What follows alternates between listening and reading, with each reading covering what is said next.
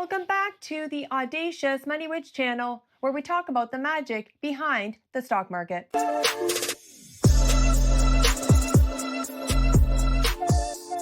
Okay guys, today the tea is boiling hot. We are talking about the absolute massacre we just saw. Bitcoin rejected at 100K, Planet 13 looking like it's about to join the ghost of stocks past, and the liquidation event that just wiped out more retail traders than I have failed in my fame spells. How much you love being a good boy. I want to see it. I want to hear it. I want you to prove it to me. But here's the thing, while everyone is panic selling on AI bubble popping and screaming recession, I have quietly, calmly buying. Specifically, I'm doubling down on my high conviction cannabis plays and scooping up Bitcoin and Ethereum while the streets are bloody.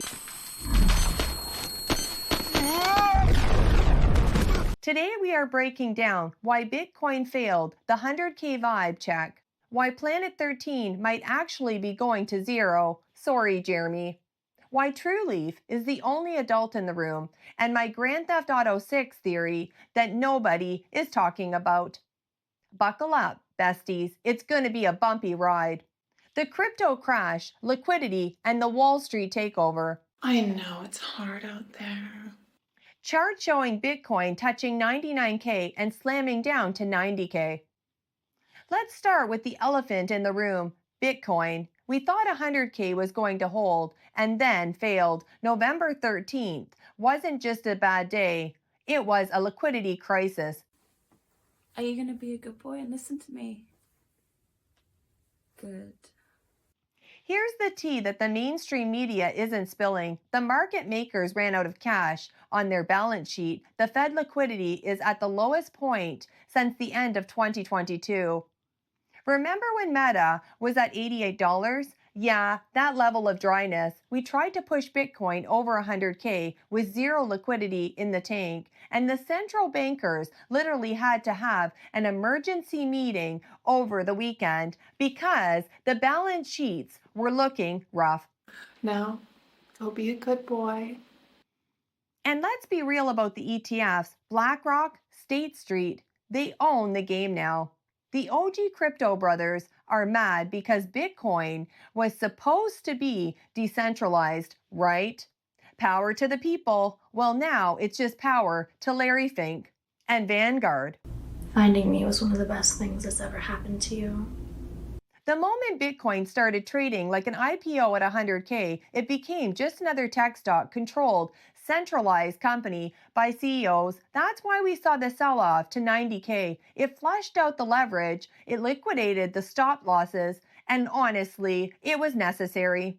I live rent-free in your mind, and there is no escaping my power.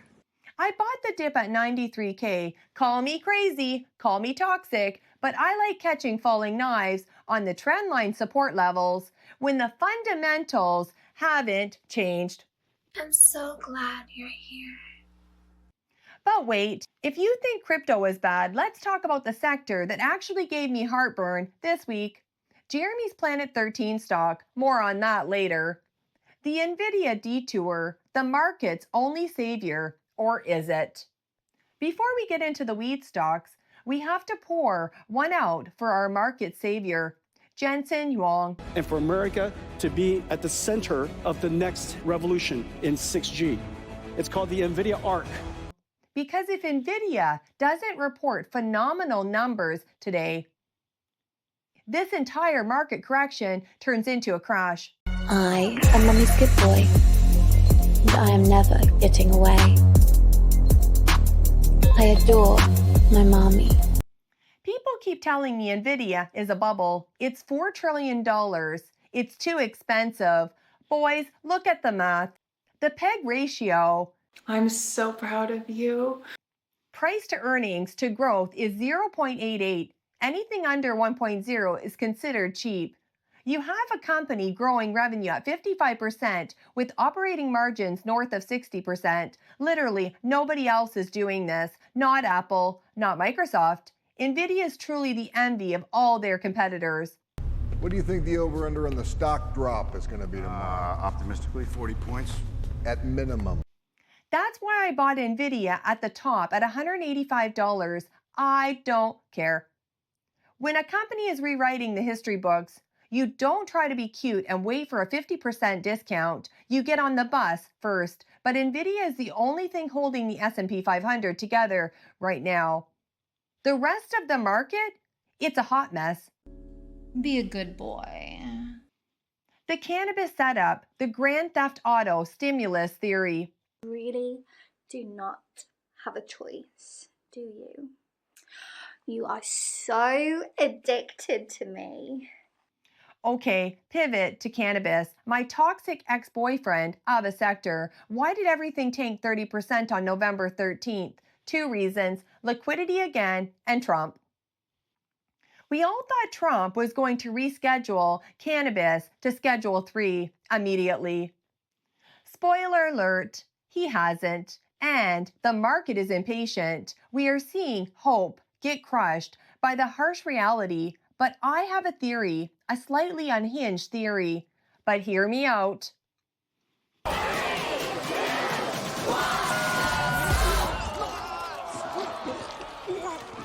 Take-Two Interactive pushed GTA 6 to November 2026.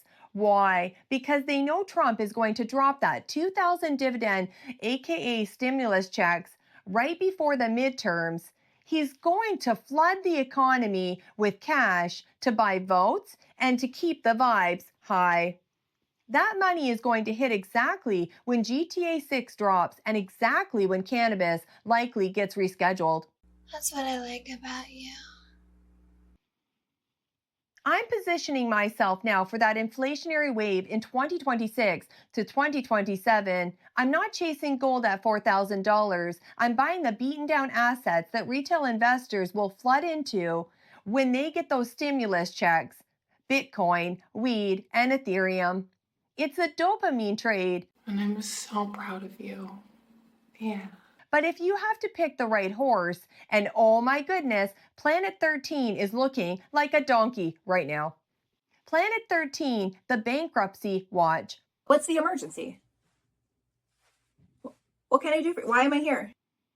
Planet 13, warning, siren, the balance sheet showing $17 million in cash versus $103 million in liabilities.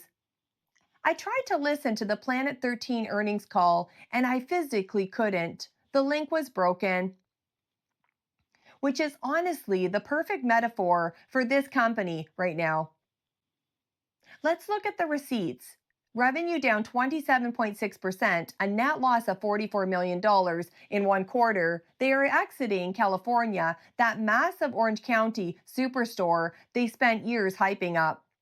Gone. A total waste of capital. It's embarrassing. We also have another massive store in Orange County. This one opened, oh gosh, probably a little less than 2 years ago, the Orange County store roughly. And this is an epic store as well. It's not as epic as the Las Vegas store, but then again, nothing could be as epic as the Las Vegas store in this space essentially. And so the Orange County store started out very slow, but it seems to be starting to really build business. They're really having to build around a local clientele there and doing more, I guess you can say pricing promotions and things like that to get people through the door and then acquire folks and keep them for long-term customers of that particular store. They also have a wholesale business. They bought Next Green Wave a little while back here, spent a lot of money on that. But the scariest part is the balance sheet. They have $17 million in cash left. That's it. And they have over $100 million in liabilities and debt. They are burning cash every quarter. Sales are dropping double digits, and they are shrinking their footprint.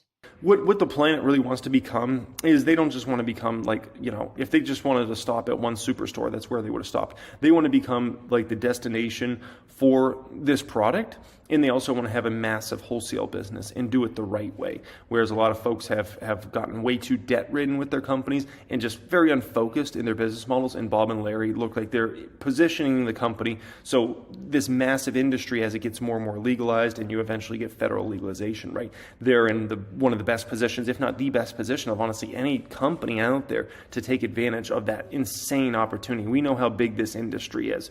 I have to bring up Jeremy from Financial Education. He has $100,000 of his own money sitting in the red hole. And if Planet 13 goes bankrupt, which is a very real possibility now, that 100K goes to zero. It's a reminder that even experts get wrecked. This stock is trading under 20 cents. It's a penny stock. It's giving tattooed chef vibes. If Trump doesn't reschedule cannabis ASAP, Planet 13 might not survive the winter. If for any reason the planet sells off more than 5% tomorrow, that's a key number, more than 5% tomorrow, and as long as I'm awake during that time, I will gladly buy some more shares of stock. Trulieve, it's the good boy investment, a truly 1,000x stock if Trump gets it done. Trulieve apps, data charts showing 70% retention. We're only looking at that. That's early, but somebody reported it, which is fine. We're looking at it. Some people like it. Some people hate it.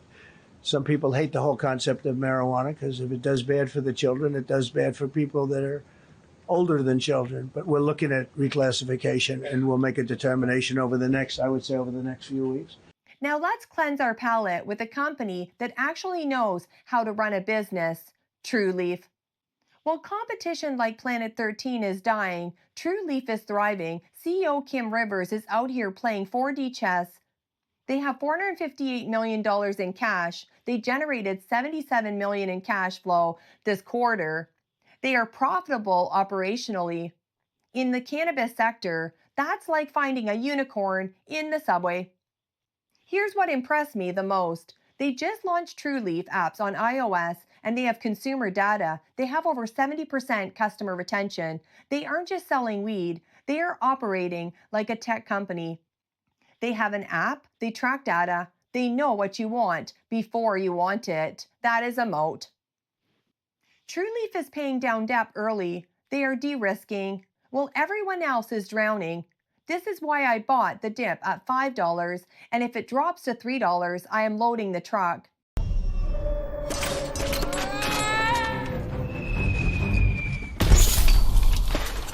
What happened? Worse things have happened. I think we're going to be fine. Because when, not if rescheduling happens, the companies with cash will eat the companies that are starving.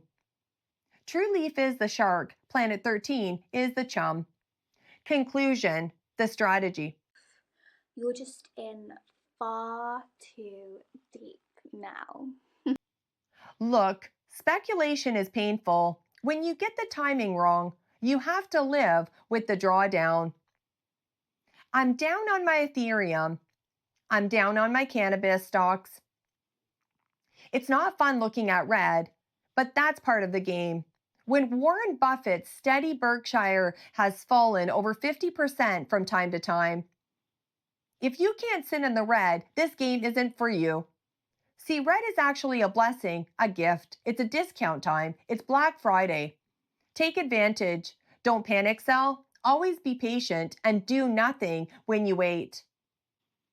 But wealth is transferred from the impatient to the patient. I'm using this fear to lower my cost basis. I'm buying Ethereum at $2,600. I'm buying Trulieve at $3. I'm ignoring the noise. I'm focusing on the liquidity cycle that will inevitably turn back on. If you're freaking out, zoom out. Unless you're in Planet 13, then maybe freak out a little bit. Just kidding.